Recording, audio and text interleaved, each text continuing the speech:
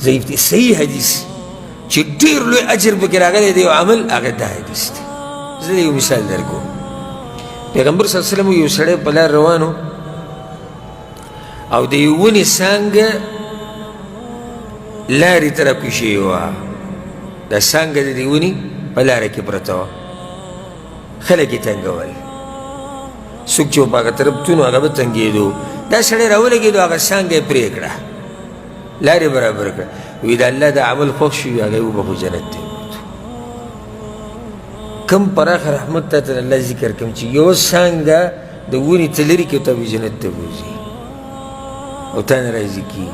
او زه بار بار دا خبره کوم، زه یم ډېر لوی بدبخته دی هغه انسان چې د الله پرې دومره پراخه رحمت کې د الله د رحمت حقدار نه شي. یو حدیث کې ورسره دا راځي، سبحان الله، دا علم ډېر ناشنا نعمت ته چې الله یې چاته نصیب کړي.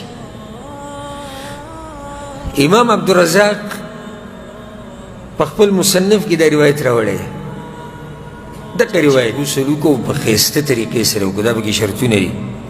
وبکر وابتکر، او وختي مانځله لاړ او ډېر وختي لاړ. دا اجر صحیح دی، ډېر د خو داسې په اسانه میلاویږي هم نه. غسل یې وکړو، په ښایسته طریقې سره یې وکړو، وختي لاړ، ډېر وختي لاړ. ها دریم کار یې دا وکړو، ودنا، امام ته نږدې کېناست. څلورم واستمع، خطبه په توجه سره واورېده. پنځم وانصت، بلکل غلی ناست. کان له بكل خطوة يخطوها اجر سنة صيامها وقيامها. دی چې د جومات ته ځي او دا څومره قدمونه چلي، په یو قدم ولا په یو قدم الله اجر د یو کال ورکوي. صيامها وقيامها، یو کال دیسی چې روزانه روجې نیولي او هره شپې تهجد کړی، الله ورله دا اجر په یو قدم ورکوي. په یو قدم الله د یو کال اجر ورکوي. مخکې پکې دا الفاظ دي، وذلك على الله يسير. پیغمبر صلی الله علیه وسلم وایي دا کار په الله ډېر اسان دی. جواب دی ورو شو. دغه روایت کې دی، خو دی امام ترمذي په روایت کې اوس دا الفاظ نشي. دا امام عبدالرزاق چې کوم روایت راوړی به کې اوس دا شي، وذلك على الله يسير. پیغمبر صلی الله علیه وسلم دا خبره وکړه که چا په زړه کې راځي چې دا خو ډېر لوی اجر دی، نو الله ته اسانه دی، الله ته څه ګرانه خو ده. ښه دا راته بله فایده ذکر کوم. امام ابن حجر الهیتمي ده دا خبره کړې ده په تحفة المحتاج کې. وی قیل، علماء دا خبره کوي، دا فایده یې ده کوي، ليس في السنة في خبر صحيح أكثر من هذا الثواب فليتنبه له. وی علماء دا خبره کوي چې په صحیح حدیث کې څومره چې فضایل راغلي د اعمالو او اجر راغلی په احادیثو کې، د دې امر اجر په یو حدیث کې نه راغلی. نو بیا امام ابن حجر څه وایي؟ فليتنبه له، دې طرف ته وایي پام کوئ. نو دا فایده دی که څوک درنه تپوس وکړي چې هغه کم عمل دی چې په صحیح حدیث کې ثابت دی او د ټولو نه زیات اجر پرې راغلی، دا کم عمل دی؟ هغه دا عمل دی. او په دې به څومره خلکو عمل کړی؟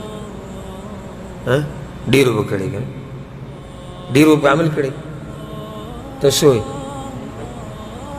ډېرو په عمل لږو پې کړی او پښتانه پکې بیا انتهایي کمزوري دي. عربو کې منم دا خبره حقیقت دی. ځکه چې کله د جمعې منزله ورشي که نه، نو دا عرب به وختي راغلي، که ډېر وختي ورشي دوی به ناست او دا بنګارې به په جومات کې جوړي، هر یو به سوره کهف وایي او څوک نفل کوي او څوک جومات خوشبو کوي او څوک څه کوي څوک څه کوي وختي. او زموږ اکثر چې ویني په اوږه باندې جانماز پروتې منډې وایي. او که لاړ شي وختي، نو جومات نه بهر که د ژمي موسم نو پیتاو ته ناستي، یا گپ شپ لګوي یا نوکونه واړه کوي یا یو شپ، د هېڅ نه خبر هم نه دی چې امام څه ووایي او څه وایي. نو دا فایده یې ده کوي چې صحیح حدیث کې یو خو ضعیف حدیثونو کې دې نه هم زیات اجر شتي، او حدیثونه څه دي؟ ضعیف دي. صحیح حدیث چې ډېر لوی اجر پکې راغلی دی یو عمل، هغه دا حدیث دی.